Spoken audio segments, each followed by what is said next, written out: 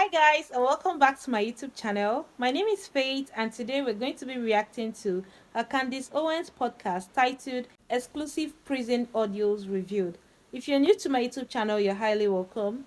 Please do subscribe, give this video a massive thumbs up, comment, share, and all that good stuff. And with all that being said, let's just dive right into this video. Happiest of Fridays to everybody. The season finale of Convicting a Murderer premiered last night. So today I am joined by my friend and former police officer, Brendan Tantum, to discuss the finale. And Brandon, I think before we even get into the content of this episode, we have to start with the opening of this episode, which is my favorite thing ever.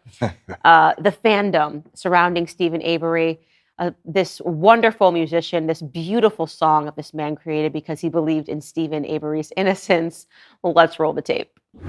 So let's keep talking about Avery. Yeah, let's keep talking till he's set free. Oh, you just listen, I think you'll see why it matters. Oh, really matters.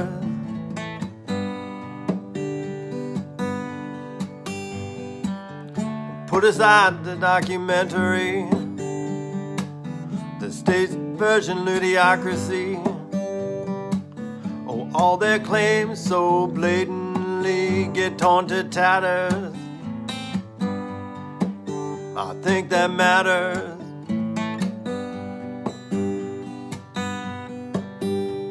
My name's Stacey Seabrook, and I'm from British Columbia, Canada, and I've been following the case since 2015. January 2016, really. And since then, I've written about 17 songs, just making a murderer, Stephen Avery, Brendan Dassey related. I really do, I think it matters. This documentary not only resonated in America, this was without a doubt an international success. There were pockets of the world that really, and to this day, are still very much active in posting about the case. I am still struck by Making a Murderer's impact, how it was able to influence so many people in such a big way. My name is Mark Hoddenot. I'm from Australia, and I'm here for the rally. There are supporters of Stephen Avery and Brendan Dassey that are hosting rallies, which, by the way, are still going on in front of Manitowoc Courthouse nearly 8 years later. My name is Barry. Stephen Avery will call and they'll all sort of pass the phone around like he's a celebrity. Some of those supporters are actually traveling from thousands of miles away. Think about that. I've travelled from Galashiels in the Scottish borders, a train up to Edinburgh, a flight from Edinburgh to London, the City of London airport to Heathrow by public transport, and then another plane from Heathrow to Chicago and came here. So it's definitely been planes, trains and automobiles.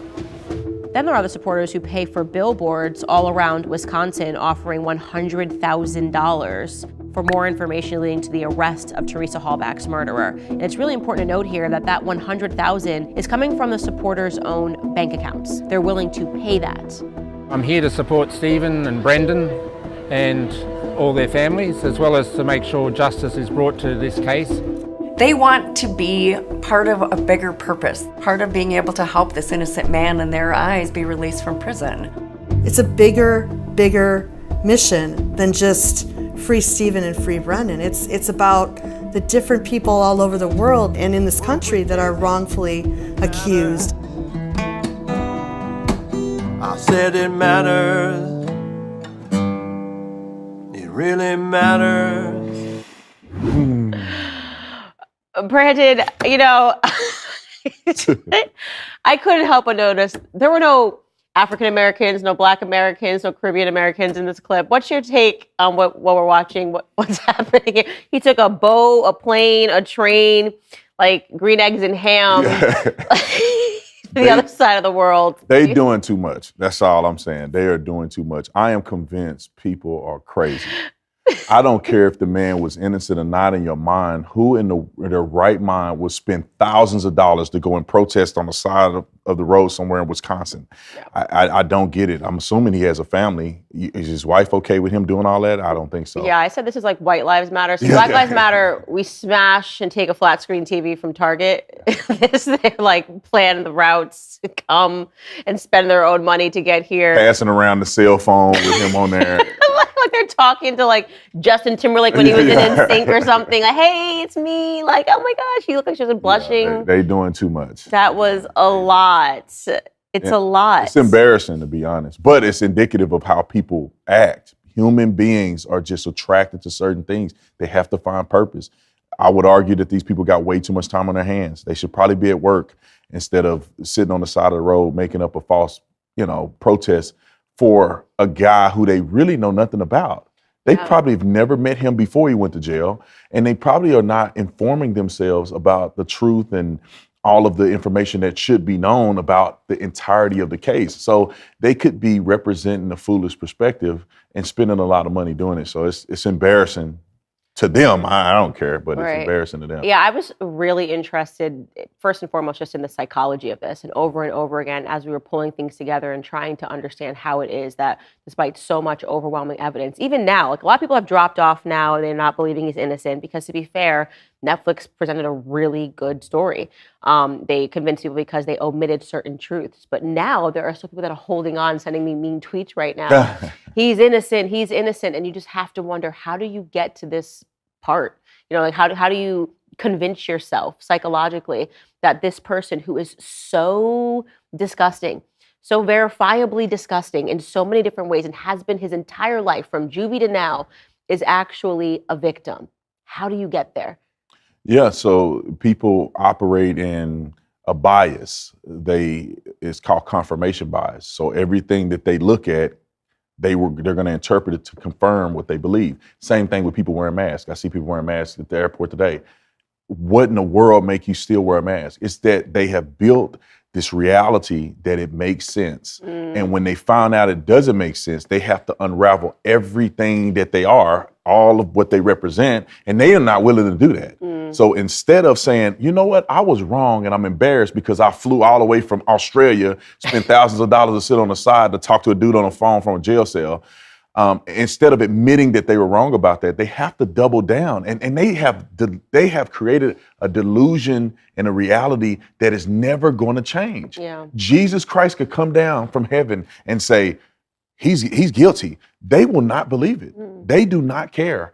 And that's the way people operate, unfortunately. Psychology of, I would argue that people that have an emptiness inside of them, and this is consistent with what they do. Yeah, it's a spiritual void for sure. And I don't mean to laugh. It's just the absurdity of looking at making up songs, saying I wrote 17 songs. He looks like he's a very nice guy, by the way. Very nice guy from Canada, nice guy coming over from England and from Australia. Everyone looks very kind, so I don't really mean to laugh at them. But it's hard not to. It's hard not to when you're considering people sitting down, making up songs because they have believed in a Netflix documentary. It is a stunning look into psychology and how easily people can become convinced. And I think that you are totally correct in that it threatens their reality, right? It makes them question themselves. They have to become completely undone in a way that they're just not prepared to do.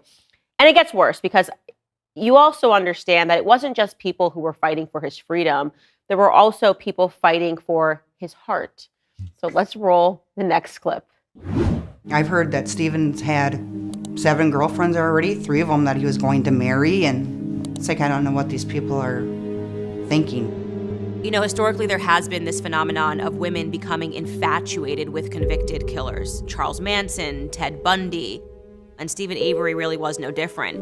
He had girlfriends, he had fiancés, and it really is something to take a look at the letters that were being written back and forth. These are just some letters that he wrote to his once upon a time fiancée.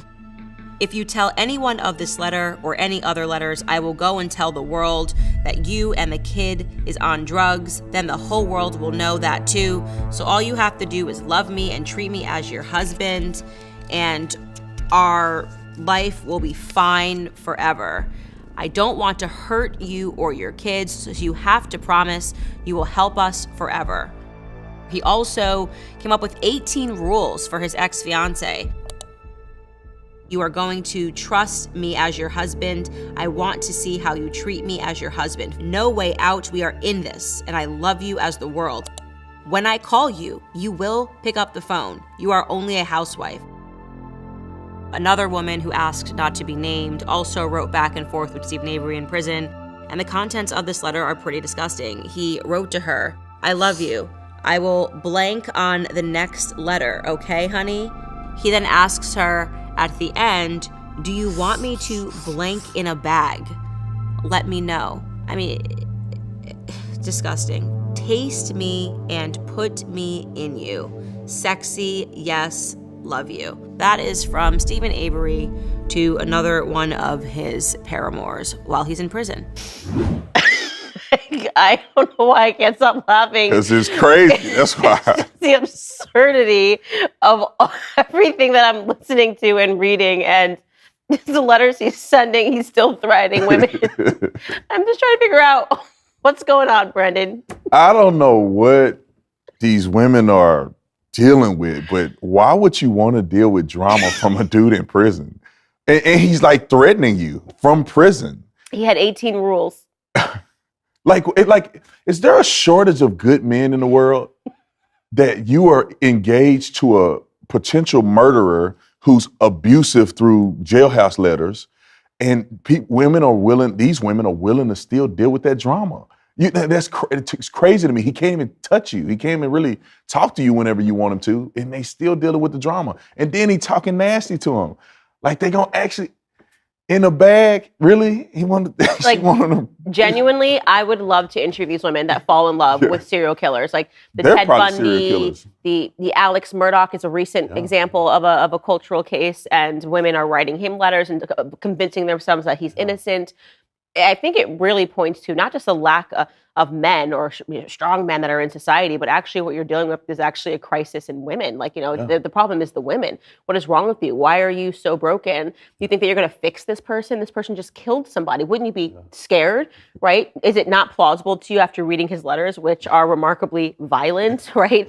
They're remarkably sexual. Is it not plausible at all to you that maybe this sexual deviant and this murderer, then like maybe he has it within him to rape and murder somebody, and I might be the next person? Like, what are they looking for in this exchange of letters? And how do you get so far in your correspondence that you're like, not only do I love you, like I want to marry you. I know that you're going to be in prison forever, but I want to be your wife. This man had fiancés in prison. Think about that. Yeah, it's called narcissism. Yeah. These women believe they can fix anybody, and they think they can fix. They go and find. They're trying to play Captain Saver, Build a Bear, or whatever they're doing with these men. And they are trying to get the worst man on planet Earth, potentially, that has done the most heinous crime ever and say, look at me, I can even fix him. I mean, I'm not going to say God couldn't fix him, but God is working on him. He ain't got it yet. Mm-hmm. And somehow these women think they're going to fix this guy. Yeah. It's crazy because, like you said, it's not the first time that this has happened. This is a phenomenon. Daddy issues. These women must have daddy issues. Have to. I don't understand Ted Bundy. People that have done heinous crimes, documented. In many cases, they've admitted to. There's tapes, there's records, and women still want to go, and they probably get conjugal visits. They still go and lay up with these men, knowing they have 100 wives in prison, and they still do it. It's actually comical to a certain degree. If it wasn't so sad, I would probably laugh the rest of the episode about it. Yeah, I mean, just seeing that these people are somehow convinced to remain fans of him, it's so disturbing. One of the things that was really compelling for me throughout this entire series was just examining his family. I mean, just examining what you think it's just a Stephen Avery problem. Like, it's no, the Avery clan. And we kept talking about his relationship with his father, who goes by Pa, and how Pa was very much the driver of this horse in the situation. It's just very obvious that when he speaks to Stephen, he understands that Stephen's done something. In my view, he understands, but he doesn't care. He could just routinely kind of mocks the situation. He's the person that, in my view, convinced Brendan, which we saw in a prior episode, not to take the plea deal. People are like, why is Brendan in prison for so long? They offered him a plea deal. Brendan was going to take it. And then Pa gets on the phone. The grandpa gets on the phone and says, I'm going to tie them by their nuts and drag them down with my truck. And he's super crazy. So I want to cut to this phone call which we had that of Pa speaking with Stephen Avery. Stephen Avery is telling his father, they have gone through the burn pit and they have found pieces of Teresa Hallback's muscle. Let me know if you think this is a normal reaction for your father to have if you call him and basically say, they got me. Take a listen.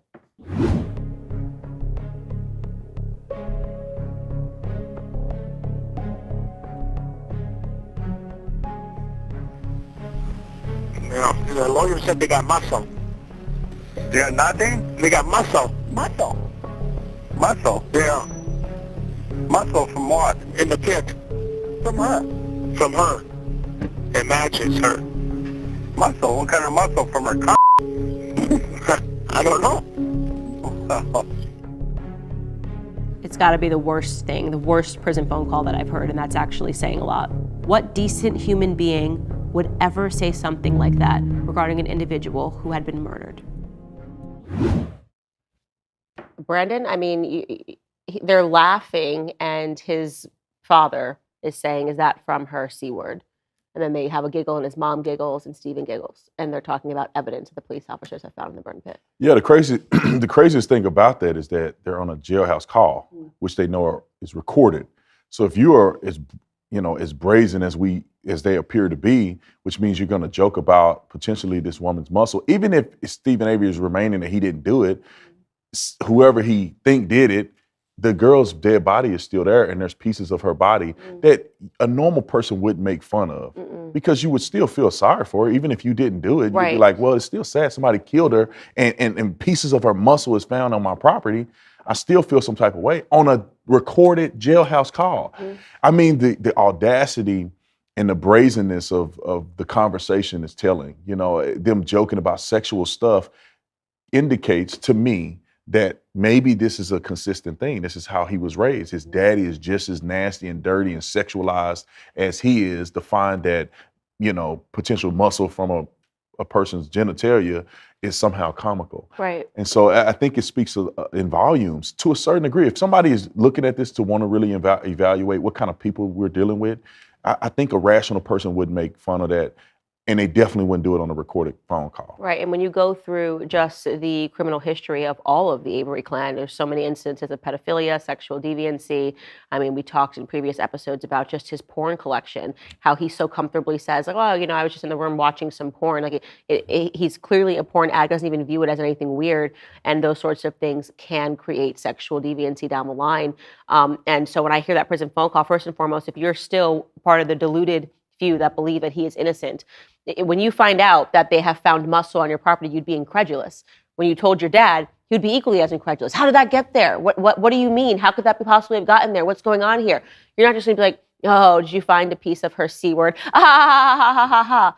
That's not the normal behavior of somebody who's innocent. It's just basically you saying to your dad, like, all right, we got a little more to deal with here because they've got something concrete, and your dad is basically mocking it. And so it's super disturbing to hear that phone call, and it's just also disturbing to realize they're talking about someone that they knew was dead. They knew was dead. They knew that she had died violently, and they are mocking her and talking about her private areas in such a derogatory manner.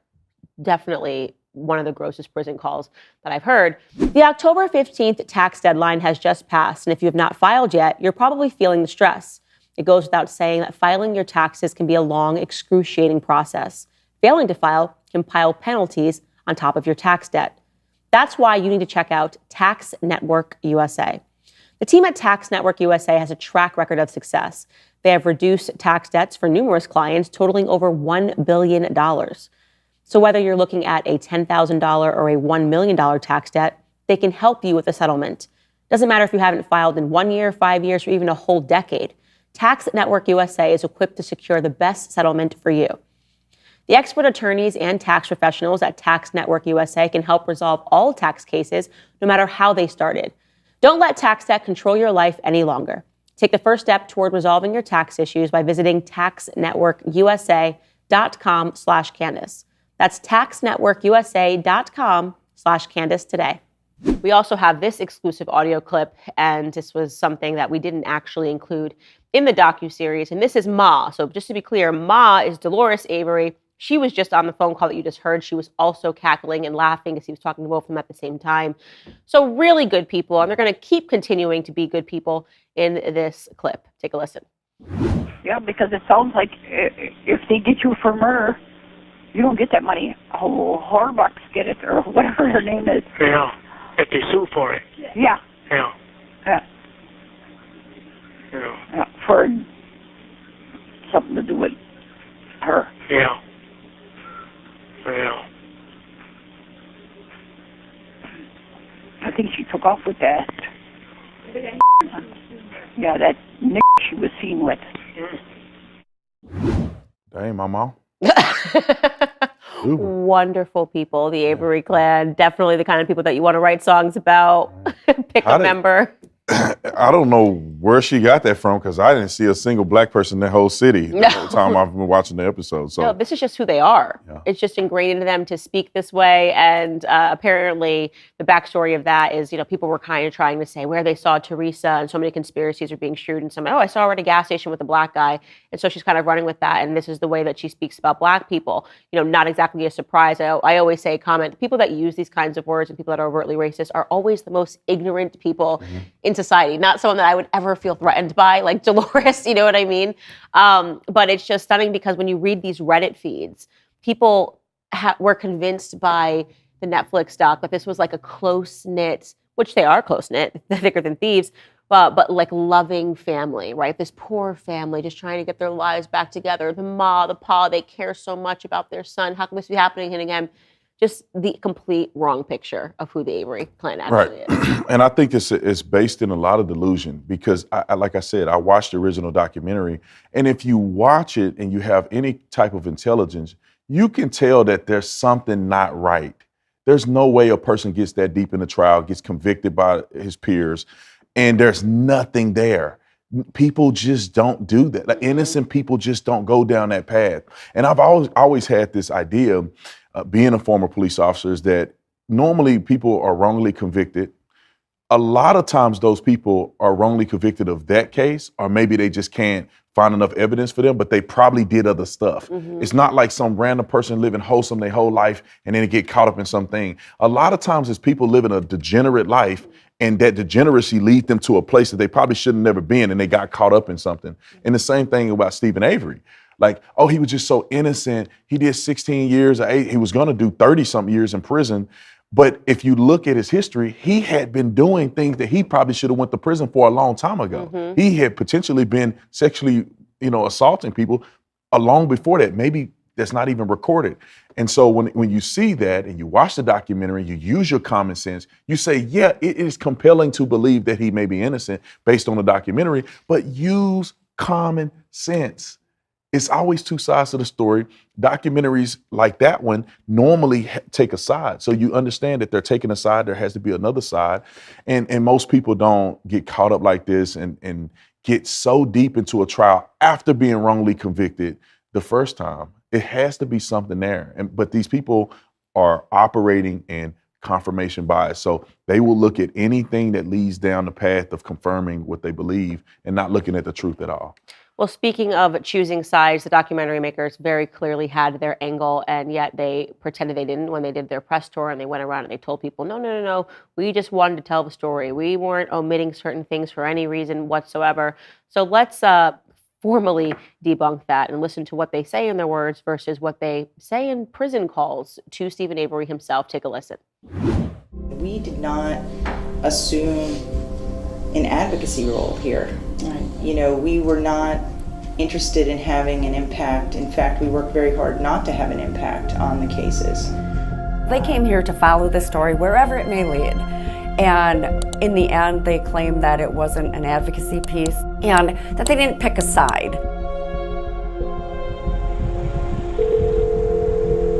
Hello? Oh, this is Steve. Hi, Laura. How are you? All right.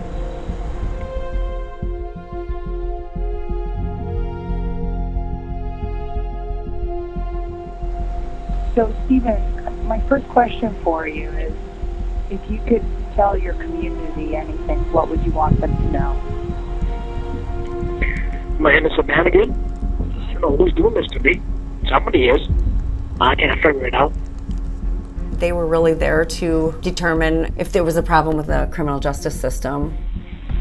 I hear what you're saying, and I believe what you're saying, and I feel for you.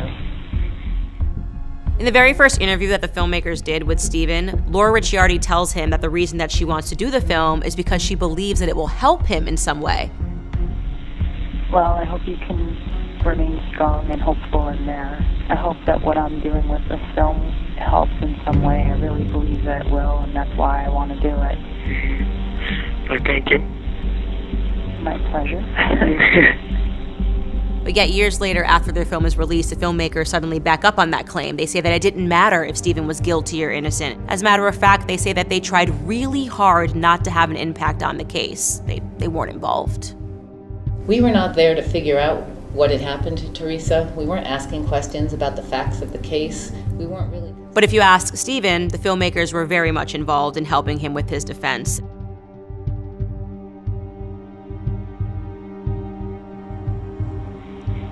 And Laura, she's doing a good job. She's doing a lot of investigation. And she's doing more than the public defender and my investigator. Oh, I thought you were just going to make a movie and that was it. No, she's going to make it, but she wants the truth. Well, then that's good if she's investigating. Yeah, she's finding out a lot of stuff. They were looking into things for him. That thing from Milwaukee? Yeah. She's going to go into it further, and it sounds really good. Who is? Laura? Laura's going into it. I can't say too much over the phone. Yeah. But it's all about evidence. When we learned or believed that they were sharing information with the defense attorneys, I subpoenaed their work. Yeah, she's going to give everything to the lawyer and everything. They're now not media anymore. They're now an investigative branch of the defense. The filmmakers said over and over again in interviews that they were not journalists, because journalists report the news, and they're simply storytellers, they're filmmakers. They don't have to follow the same guidelines the media does. I don't consider myself a journalist, I consider myself a filmmaker. But yet they still claimed journalistic privilege in 2006 after the prosecutor subpoenaed them for their footage, because he suspected that they were in fact giving information to Stephen Avery's attorneys.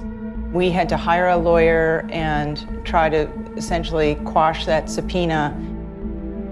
And they won that argument. The judge ruled in their favor that this was journalism. They would not have to turn over any of that because he couldn't find anything that showed that they were any type of arm of the defense. They weren't investigating.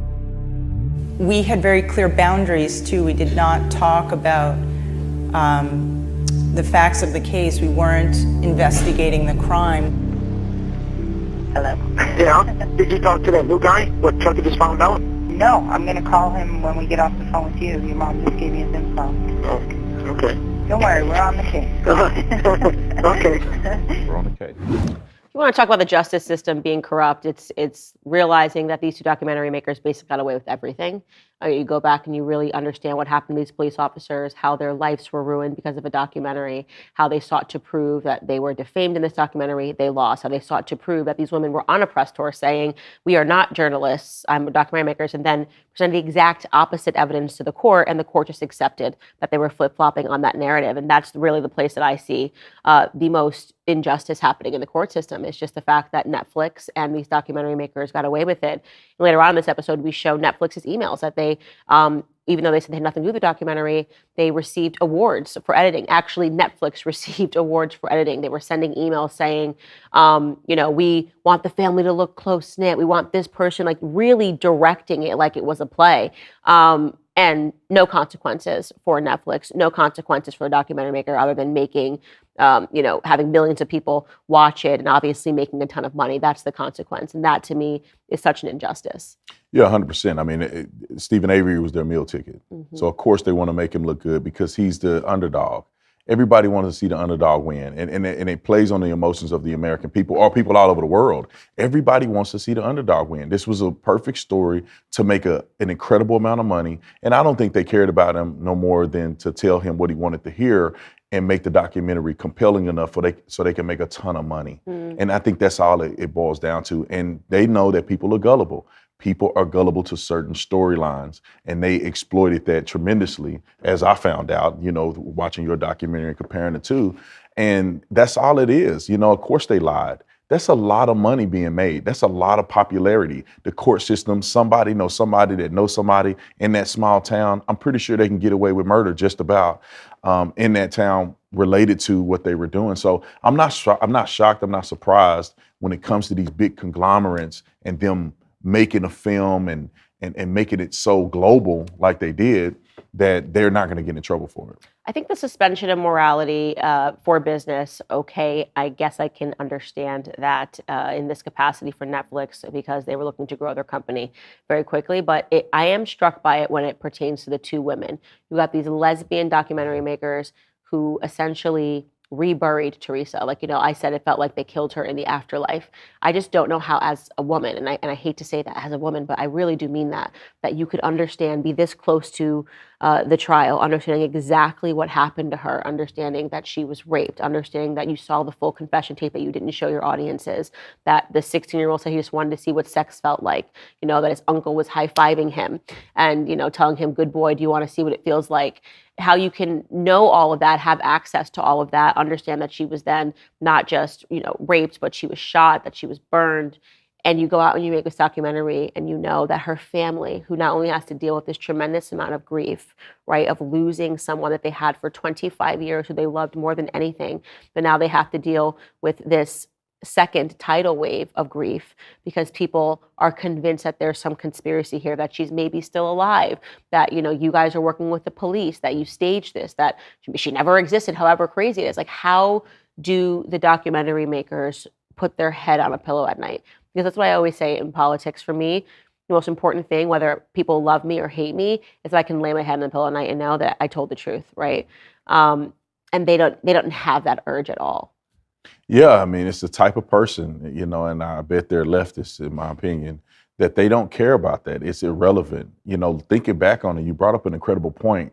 Watching the original documentary, I don't ever remember the focus being the young lady that was murdered. No. All of it was Stephen Avery. All of it was surrounded about, was he innocent or guilty? But the horrific truth that this woman was murdered and the way she was potentially murdered, body burned, charred, and her bone fragments and her cameras and stuff were all burned in a barrel on his property. He lied. People were potentially raped her, and the confessions. And I mean, this is, to be honest, it would have been good for her to gear the story towards the young lady who had been murdered. That should have been the focal point.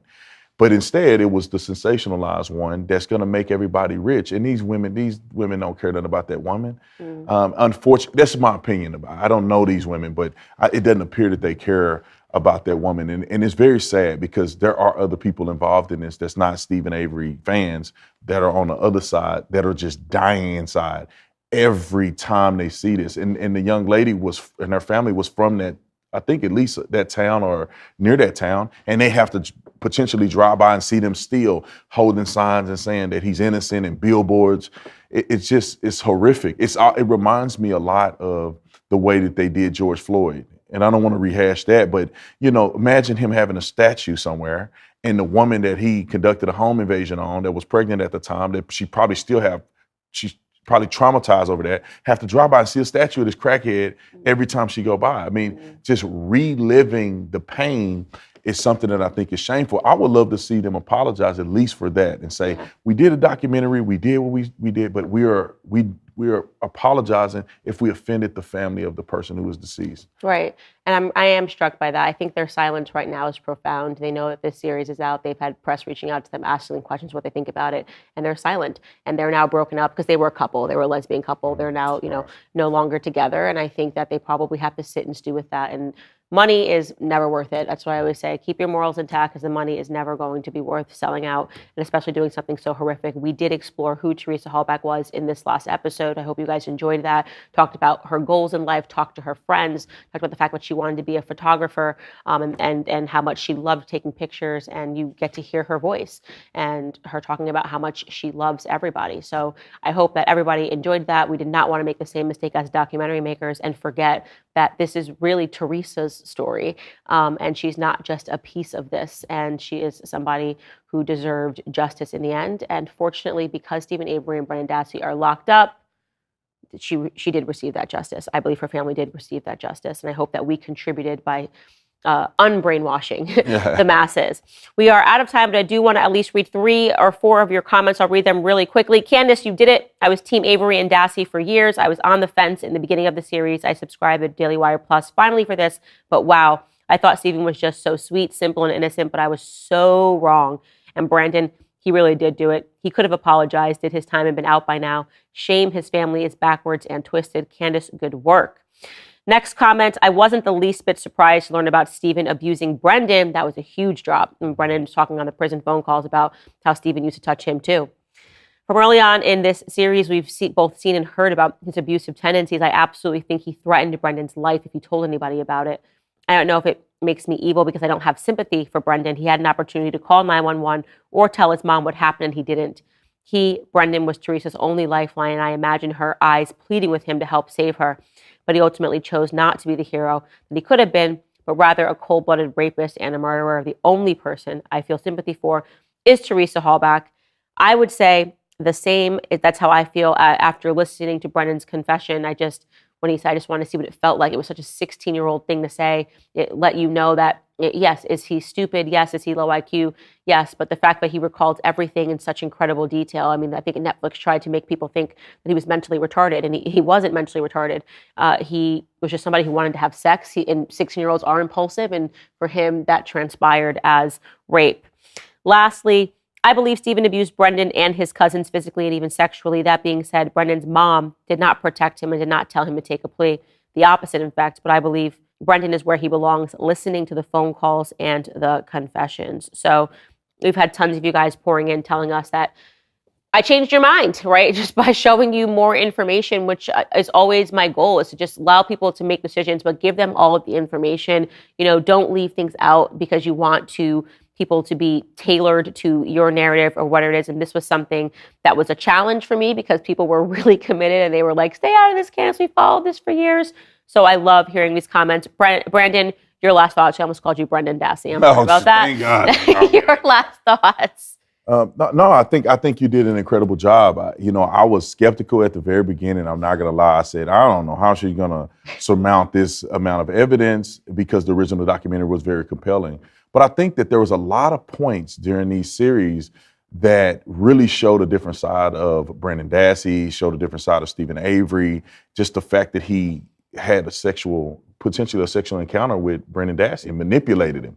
That was something that I didn't expect to happen. And that changes a lot. Even his communication with his ex-wife, or one of them where he was talking about he was going to kill her, sending the messages to the kids to talk to her through the kids. Happy Easter. When Daddy gets out, I'm going to kill your mommy. Yeah, I'm going to mutilate your mom. Like, anybody that's an innocent man that have done that much time in prison for something he didn't do wouldn't come out and be a raging lunatic enough to tell your kids you're going to mutilate their mom. It seems like he is the person that obviously has been revealed, and I think you did a really good job, and that was a big challenge. Yeah. And I was like, Candace is my girl. Please don't go down like this. But I said, Candace, she must have a smoking gun at one of these segments, and sure you did. And I'm sure a lot of people, even my wife and other people that I've invited to watch, they've been like skeptical at the beginning, and now they're starting to see that there's a lot of room to question what the original documentary had presented. So Good job, Candace. Balance of Nature fruits and veggies are a great way to make sure that you're getting essential nutritional ingredients every single day. Balance of Nature uses an advanced cold vacuum process that encapsulates fruits and vegetables into whole food supplements without sacrificing their natural antioxidants. Their capsules are completely void of additives, fillers, extracts, synthetics, pesticides, or any added sugar. The only thing that's in Balance of Nature's fruit and veggie capsules are, fruits and veggies. There's never been an easier way to make sure that you're getting your daily dose of fruits and vegetables. Balance of Nature sent a bunch of their fruit and veggie capsules down to the studio for my team and I to try, and everyone is now feeling brighter, healthier, and more energetic. I love Balance of Nature because it helps make my busy schedule much more manageable. Right now, Balance of Nature is offering 35% off with your first preferred order. So go to balanceofnature.com and use promo code Candace for 35% off. That's balanceofnature.com, promo code Candace. Thank you so much. And I will say this back at home. If you still think that Stephen Avery is a teddy bear, I challenge you to marry him from prison. You go for it. You go, girl or boy. You write him some love letters and keep us posted on it. Brandon, thank you for joining me. That is all the time that we have for today. Have a great weekend, everybody. We'll see you next week. Hi guys, that was one interesting video to watch. I really enjoyed listening to Candace Owen speak about this topic, and I'm really enlightened. If you're new to my YouTube channel, you're highly welcome. Please do subscribe, give this video a massive thumbs up, comment, share, and all that good stuff. And with all that being said, comment, share, and all that good stuff. And this is also comment, share, and all that good stuff. And I'll see you in my next video. Bye bye.